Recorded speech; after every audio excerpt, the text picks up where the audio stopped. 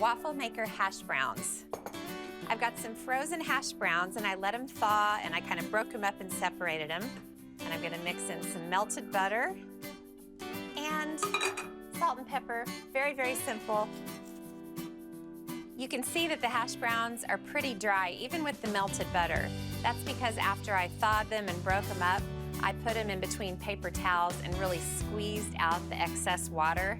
That way the hash browns will get nice and crispy. Those are all mixed together. So now I'm gonna build the Wafflemaker hash browns. I've got the Wafflemaker preheated. It's on medium heat. I don't wanna burn the potatoes. And I'm gonna spray the Wafflemaker really well with non-stick cooking spray, just to give myself a fighting chance. And then I'll grab a 1/2 cup measure and see how that quantity is for each well. I think that is gonna be just right. So I'll stick the hash browns in first. And then I'll get to work.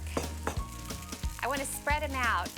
You really need to work it right from the beginning and get them all distributed. Oh my gosh, I'll bet these are gonna be so good. Cheese, of course. I'm gonna add some cheddar. I'm just doing a nice light layer. It's probably the only time in my life I've ever added a nice light layer of cheese. And by the way, light is a relative term. Okay, I'm also gonna add some meat. I've got the thin deli ham that I used in the omelet. And I wanna put it pretty much where it's gonna stay because this stuff is not gonna move around once I shut the Wafflemaker. Okay, last one.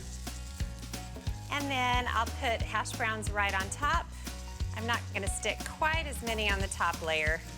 Okay, I'll close the Wafflemaker. Oh, listen to that sizzle. Now I'm gonna let them go for 15 minutes and then we'll see where we're up to. I am so excited to see what these hash browns look like. I'm in love, absolutely in love. They smell so good. Here we go. Oh my gosh, they're so crispy and sizzly, and one is definitely not gonna be enough. I'm gonna get another one.